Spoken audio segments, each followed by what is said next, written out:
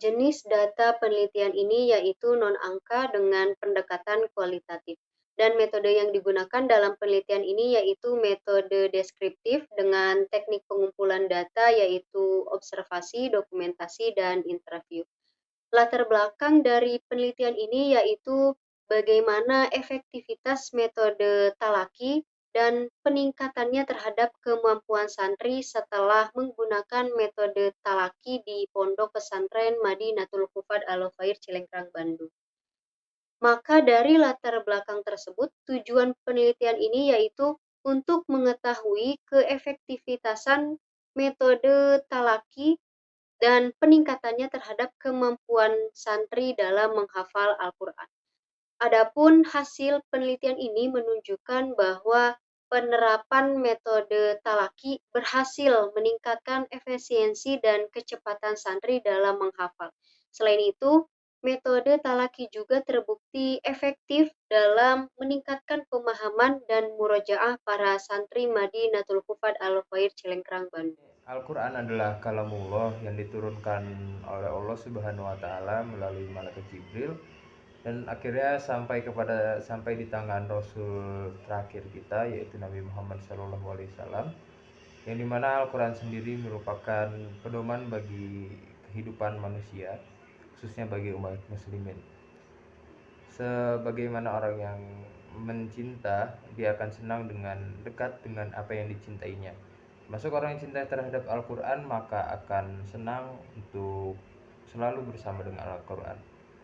Salah satu cara untuk bersama dengan Al-Quran adalah menghafal, yang dimana menghafal juga memasukkan materi-materi asli ke dalam ingatan sehingga dapat teringat oleh sang penghafal gitu.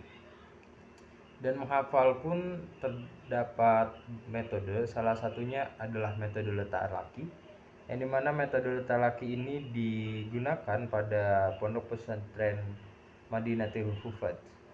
Di sini kami dari kelompok 5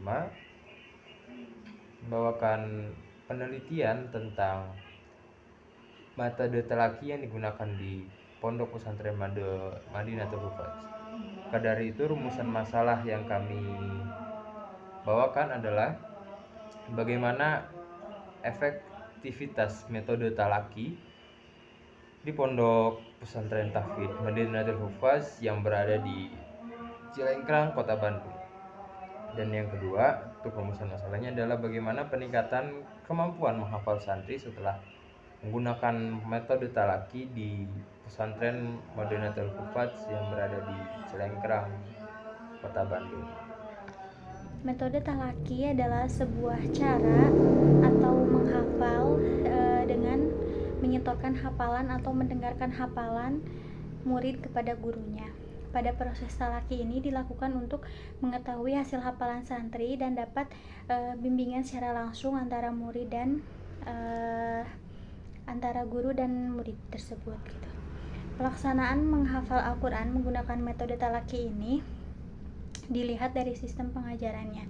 Metode talaki ini terdiri dari dua bagian. Yang pertama, seorang guru membaca di depan santrinya, sedangkan para santri menyimak apa yang disampaikan oleh guru. Dan yang kedua, santri membaca di depan guru, kemudian guru membenarkan jika ada kesalahan dalam bacaan murid.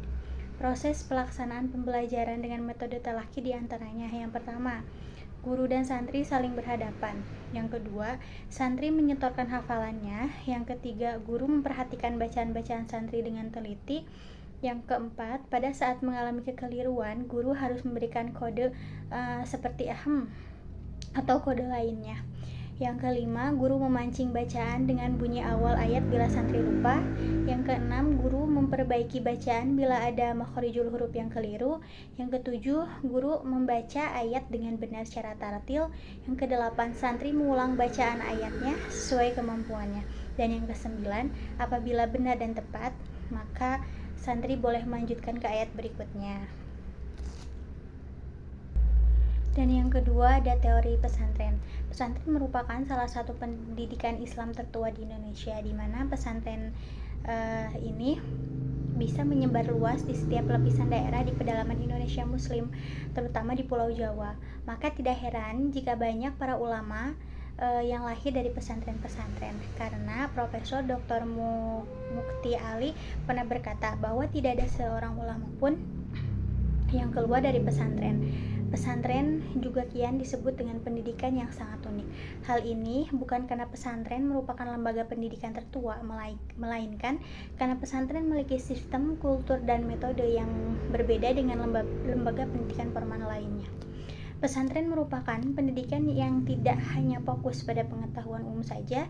Pesantren merupakan lembaga pendidikan yang pola pengasuhan secara alternatif, di mana biasanya seorang kiai atau ustadz langsung merawat, membimbing, dan memantau perkembangan santri, sehingga perkembangan santri akhirnya terarah untuk menjadi santri yang memiliki karakter dan sikap yang baik.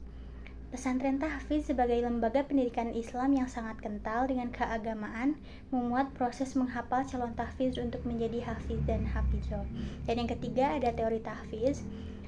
Tahfiz berasal dari kata hafazo yahfazu hafiz yang berarti menghafal. Secara etimologisnya, hafal merupakan lawan kata dari lupa, yaitu selalu ingat dan sedikit lupa. Sedangkan secara etimologi, penghafal adalah seorang yang menghafal dengan cermat dan termasuk sederet kaum yang menghafal. Tahfiz merupakan bentuk masdar dari kata hafazo yang artinya penghafalan dan bermakna proses menghafal. Sebagaimana lazimnya, suatu proses menulis sesuatu tahapan, teknik, dan metode tertentu. Tahfiz adalah proses menghafal sesuatu ke dalam ingatan sehingga dapat diucapkan di luar kepala dengan metode tertentu. Sedangkan orang yang menghafal Al-Quran disebut hafiz dan hufaz Al-Quran. Bahkan menurut Abdurrabi Nawabuddin, menghafal itu mengandung dua pokok, yaitu hafal seluruh Al-Quran dan mencocokkannya dengan sempurna dan senantiasa terus-menerus dan sungguh-sungguh dalam menjaga hafalan dari lupa. Adapun menurut Abdul Aziz Abdurrauf, definisi menghafal adalah proses mengulang sesuatu baik dengan membaca dan mendengar. Pekerjaan apapun itu sering diulang pasti hafal. Penghafal Al-Quran adalah orang yang menghafal setiap ayat-ayat dalam Al-Quran mulai ayat pertama sampai ayat terakhir. Penghafal Al-Quran dituntut untuk menghafal secara keseluruhan, baik hafalan maupun ketelitian. Sebab itu, tindakan disebut penghafal yang sempurna. Orang yang menghafal Al-Quran setengahnya saja atau sepertiga dan tidak menyempurnakannya, hendaknya hafalan itu berlangsung dalam keadaan cermat.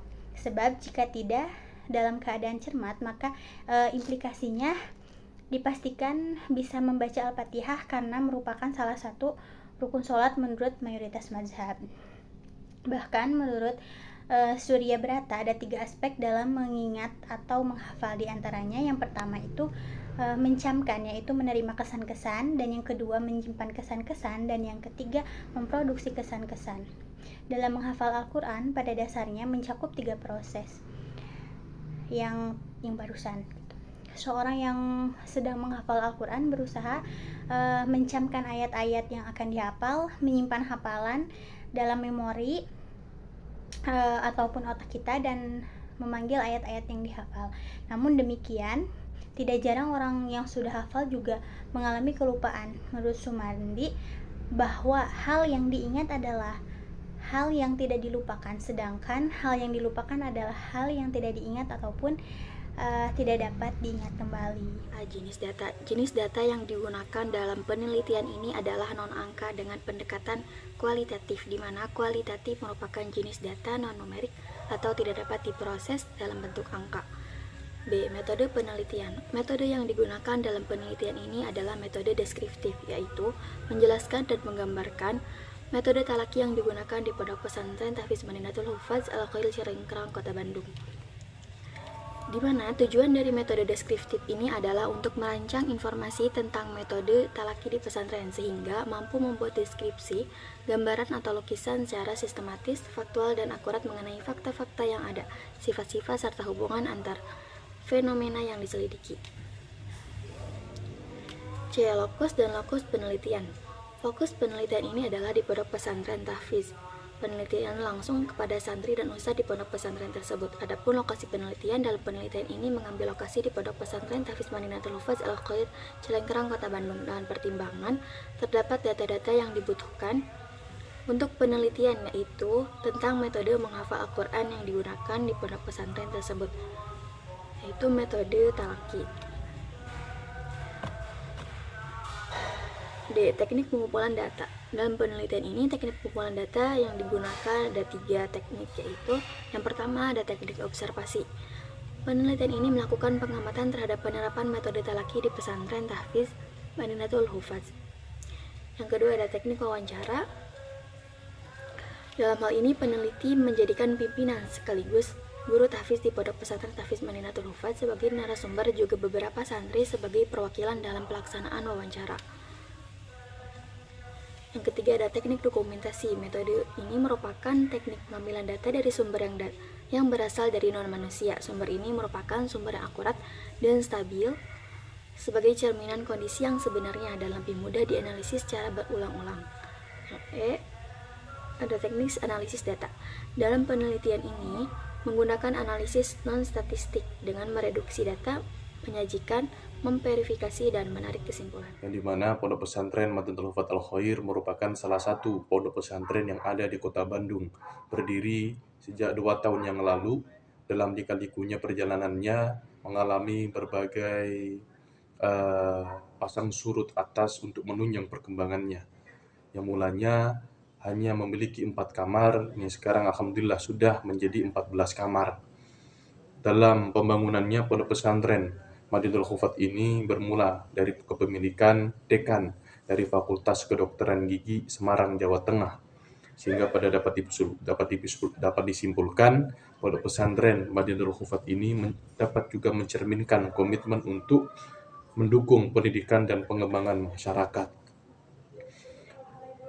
Nah, dalam transisi pondok pesantren Madinatul Hufaz ini, pondok pesantren yang mengalami transformasi dari awalnya berbentuk rumah Quran yang sekarang berubah menjadi pondok pesantren yang bernama Madinatul Hufaz. Keputusan ini didasari karena letak wilayah dan tempat domisili dari pondok pesantren Madinatul Hufaz ini berdekatan dengan kampus UIN Sunan Gunung Jati Bandung. Maka dari itu, melalui pertimbangan ini dan juga berbagai faktor, rumah tahfidz berubah menjadi pondok pesantren Madinatul Hufaz. Nah, pondok pesantren Madinatul Hufaz tidak hanya terfokus kepada pembelajaran agama dan juga hafalan Al-Quran, tetapi dalam membentuk karakter seorang santri. Dari situ, karena di pondok pesantren dan Madinatul Hufaz sendiri melibatkan santri dalam memanajemenkan dan juga sebagai integral dari pengelolaan pondok pesantren. Jadi santri ikut andil dalam mensukseskan segala sesuatu untuk menunjang kesuksesan, keberkahan, dan kemajuan pondok pesantren. Ya, dalam itu dari santri sendiri sebagai ladang khidmah kepada Al-Quran dan juga guru, dan juga sebagai ajaran untuk keterampilan kepemimpinan, tanggung jawab, dan juga keterlibatan sosial. Di sini santri mengurus sebagai pengurus pondok pesantren dan juga mengurus dari berbagai acara-acara seperti acara PHBI, PHBN, dan juga dalam mensukseskan program-program pondok pesantren yang lainnya. Pondok pesantren Madinatul Hufaz memiliki 3 metode, yakni 1 metode wahdah, yang kedua metode jamak atau talaki, yang ketiga metode kitabah. Nah, dalam 3 metode ini digunakan di pondok pesantren Madinatul Hufaz ini. Tetapi dari 3 metode ini, menurut pengasuh pondok pesantren Madinatul Hufaz, dari 3 metode ini memiliki kekurangan dan kelebihan. Tetapi dari ketiga-tiga metode ini dapat dikolaborasikan, sehingga dari metode ini dapat menunjang atas keterlibatan santri untuk menunjang kesuksesan visi dan misi dari pondok pesantren itu. Nah, dari tahap awal pondok pesantren Madinatul Hufaz disiplin atas untuk menghafal Al-Quran, tetapi di lain sisi pondok pesantren Madinatul Hufaz juga menyelipi dengan adanya pengajian atau pembelajaran kitab kuning atau langsung oleh pengasuh pesantren Madinatul Hufat sendiri langsung. Kitab-kitab yang digunakan juga masyhur seperti halnya Ta'lim Mutim, seperti halnya Ijan Ad-Daruri, halnya ikan juga kitab-kitab yang ya.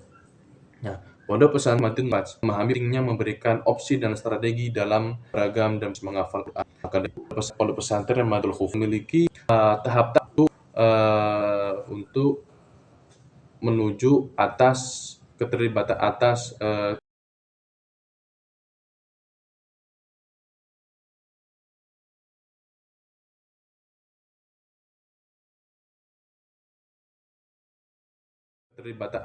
tujuan dari visi misi pondok pesantren itu.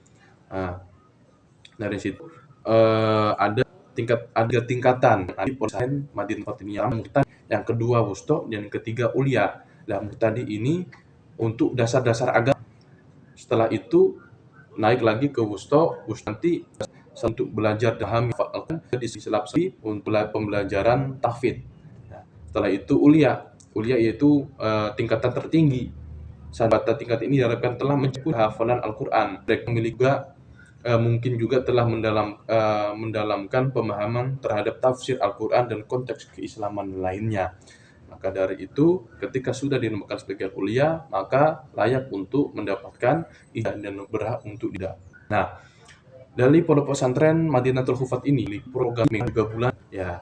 Dari mingguan ini santri diharapkan untuk ziyadah ataupun ziyadah dan juga sanaf itu pagi sore hari atau malam hari. Itu bisa dimiliki dalam sebaliknya. Yang kedua, program ini Asmi Jama'i yang dimana sama ini sebagai evaluasi bacaan. Di situ santri diuji atas kepemahaman hafalan, ditonton oleh teman-teman santri lainnya. Nah, situ. Yang ketiga ada program bulan yakni Suhro Umroh. Nah, ini ada kategori-kategori yang dimana kelihatan juz yang dari kedapatan juz 10 juz, 15 juz, 20 sampai juz seperti itu. Yang keempat ada program nih kegiatan akhir sana atau kalau sama mahasiswanya yang bisa. Nah, di sini akhir sana ini dipergunakan untuk santri-santri yang sudah memenuhi target hafal. Nah, dalam sini santri dapat jazah juga pengambilan sanad langsung kepada pengasuh Pondok Pesantren Madinatul Hufat, yang dimana sanad ilmu dari pengasuh pesantren ini adalah alumni dari Pondok Pesantren Tebu Ireng, malahan Jom Tebu Ireng. Gimana? Itu dilakukan lagi sanad keilmuan dan keaslian kemudian dari Pondok Pesantren Madinatul Hufat ini. Ya. Maka dari itu dengan adanya tingkat-tingkatan tadi, terus juga program bulanan tadi, sehingga kesan yang ada di pesantren itu menjadi sri yang benar-benar secara level. Tidak hanya kepada teman agama saja di sana diajari dengan program pidato, siara ataupun yang lainnya, TBIB dan juga aktif-aktif yang itu untuk harus dan menunjukkan keterlibatan santri yang oleh temannya. Yakin itu isi pembahasan.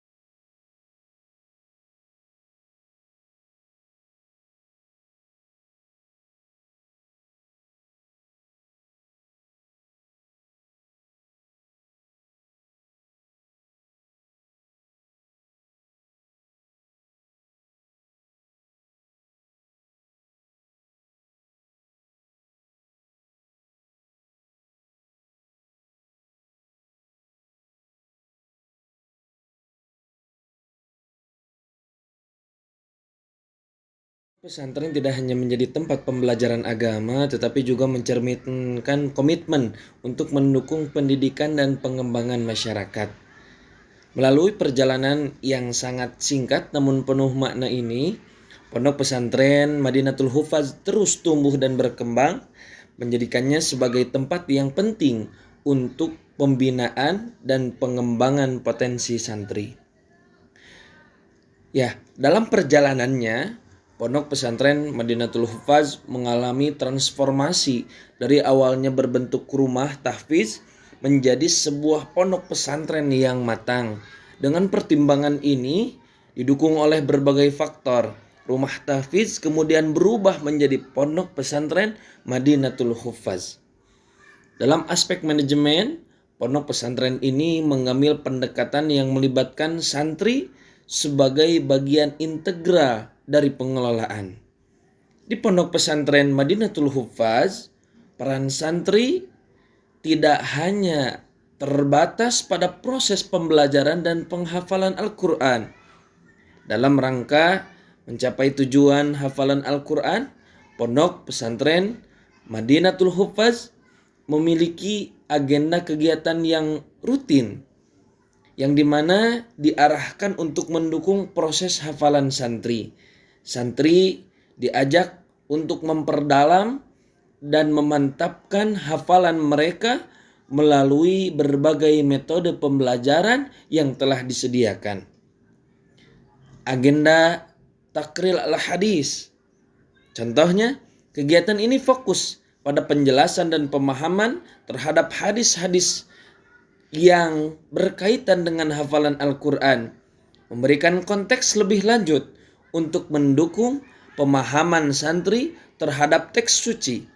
Dengan strategi dan kegiatan tersebut, Pondok Pesantren Madinatul Hufaz menciptakan lingkungan pembelajaran yang holistik dan beragam, memungkinkan setiap santri untuk mengembangkan potensinya dalam menghafal Al-Quran sesuai dengan preferensi dan kebutuhan belajar mereka.